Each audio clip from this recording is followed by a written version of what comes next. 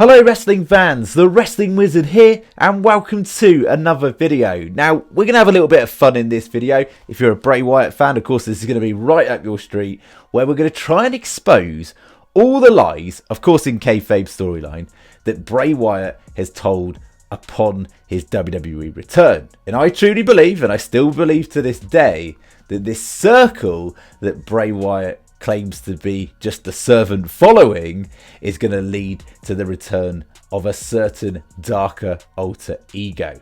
I truly believe that along this journey we may see new characters, new masks, such as what we saw at the Royal Rumble, but most importantly, I believe Bray is fully aware of where this circle leads to, hence the lies along the way. Now before we get into the juicy stuff, as always, it'd be very much appreciated if you could like the video, share the video, and even better, subscribe if you're new. So let's get down to some detective work. Now you've got to remember, the whole narrative of this Bray Wyatt storyline is Bray Wyatt battling within himself psychologically. He is torn, he doesn't know what's right or wrong, what's fact or fiction, and of course along the way, when you're battling within yourself psychologically, you're going to tell a lot of lies. I believe Bray is being a bit deceptive to us, the fans. And Uncle Howdy, the ghost of the man who sold the world, knows this. He knows Bray is lying to us. As he said, he'll make fools of us all if you let him. He lies. He's even exposed psychological reports of Bray Wyatt, basically telling us, the fans, that Bray is psychologically pretty unhinged, and he doesn't show any empathy for others, no remorse for any of his actions, really, if you like.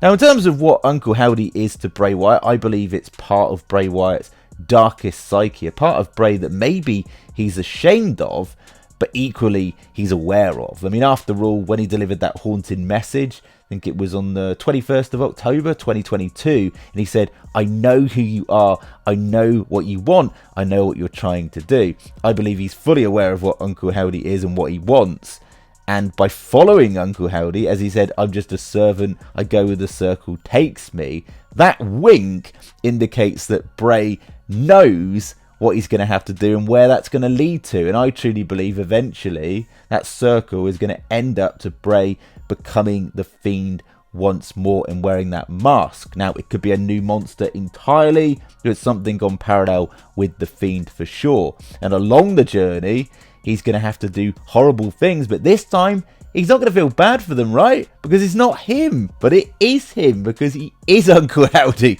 Uncle Howdy is a part of Bray where Bray is fully embracing the darkness and reveling in who he is. He knows that. He knows where it's going to lead. So straight out the blocks, we know Bray is lying to us. You know, he claims to us, the fans, that we were the ones that pulled the spears out of his ribs and yanked him back up and told him what he was supposed to do without even having to tell him. I believe that was us, the fans, wanting him back in WWE. He listened to us. We want, majority of us fans, the Fiend back. He listened to us, and he knows if we're patient, he'll feed us baby birds, and we'll get to that point. So when he claims that he's Bray Wyatt, he just wants to be Bray Wyatt, the real man, that he doesn't want to be the monster again, I believe he's lying. And Uncle Howdy blames the better side of Bray, really, because he says, you killed the world, you sent him away, and then it flashes up with the Fiend mask. I don't think that's any coincidence that he needs to revel in who he truly is. He claims Bray is a liar. After all, a snake in a cage is still a snake. And Bray doesn't really do himself any favours, because when he's out there trying to be the real Bray Wyatt, he says things like, I'm not going to lie to you. When you start doing things like that, us the fans lapping up Bray, that it makes him feel vulnerable, like he needs to do something wild. So like, he still knows that he wants to do something dark. This is the best version of me that there will ever be. It's just a lie. He's saying he doesn't have control of his emotions, that sometimes you have to go to a dark place because he's just following this circle. He knows where it's going to end up. He had that crew member interaction and even said, look, I can't stand the way I'm thinking right now. I hate myself right now. And then Howdy screaming in his head, it's all your fault. You know, you sent him away. As a result, you're just a shell of the man you once were. So Uncle Howdy's this constant reminder that Bray can be powerful again once more if he just revels in who he is. And I truly believe it was at Crown Jewel that Uncle Howdy finally got through to Bray fully. You know, Bray came out and said that the Fiend made a monster of him. I made a monster of myself. But when I wore that mask, I wore it with pride. See the conflict?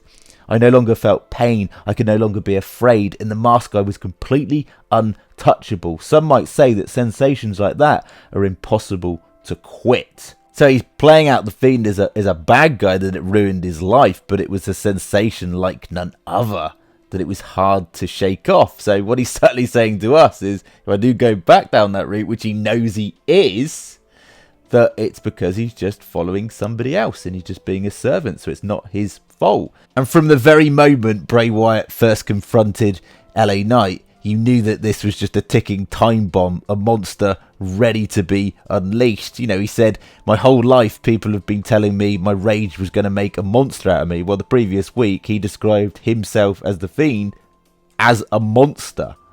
For the longest time he's been pretending he's not proud of the things he does. I don't know how true that is anymore.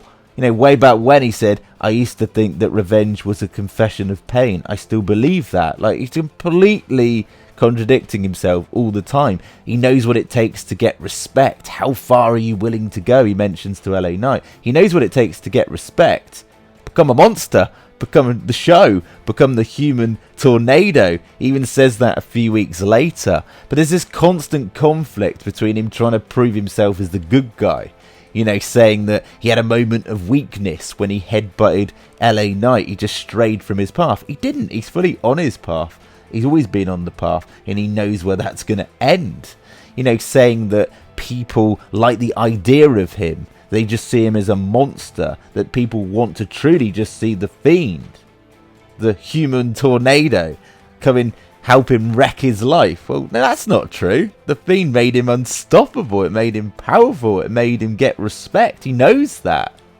Saying that he's not the one that attacked LA Knight, when we know full well that all these LA Knight attacks from the past were Bray Wyatt connected, that it was Bray, because after all, as Howdy said, the world is built on lies. He lies. Even when he says, open your eyes, he'll make fools of us all if you let him, it flashes up to the Firefly Funhouse version of Bray. Howdy is warning us, has warned us all along, that Bray's a liar. We even had that promo a few weeks after the LA Knight attacks where Bray said that he was acting off instinct, human instinct, that it's all still within us. What he was certainly saying, indirectly saying, was that he was the one that attacked LA Knight because he wasn't in control, because it was just his animal instinct.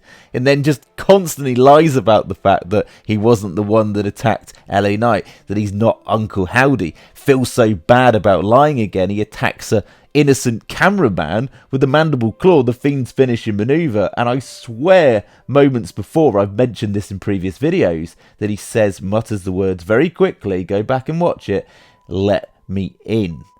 What did that poor cameraman do? And then Uncle Howdy, I mean, where do we even start when we see a physical initial reveal of Uncle Howdy, this version, and then we see another physical version of Uncle Howdy, Bray trying to prove to LA Knight that he wasn't the one that attacked him. But Bray is using his brother Bo Dallas as a smokescreen to cover his own lies. As the lyrics say, lie for me brother, use me for cover. I'm pretty confident in saying that Bray is now using his family in Bo Dallas to cover his lies.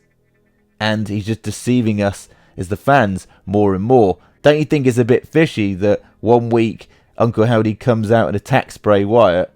All he needed was a little push to revel in who he was, to embrace the darkness, and then him and Uncle Howdy all of a sudden in sync. Bray and Uncle Howdy have always been in sync. Uncle Howdy is Bray Wyatt. Bray Wyatt even said it, because then his lies get exposed. He comes out and says, I am the Eater of Worlds. I am Uncle Howdy. I am him. Well, you know that's a flat out lie, because a few weeks prior to that, he claimed not to be Uncle Howdy.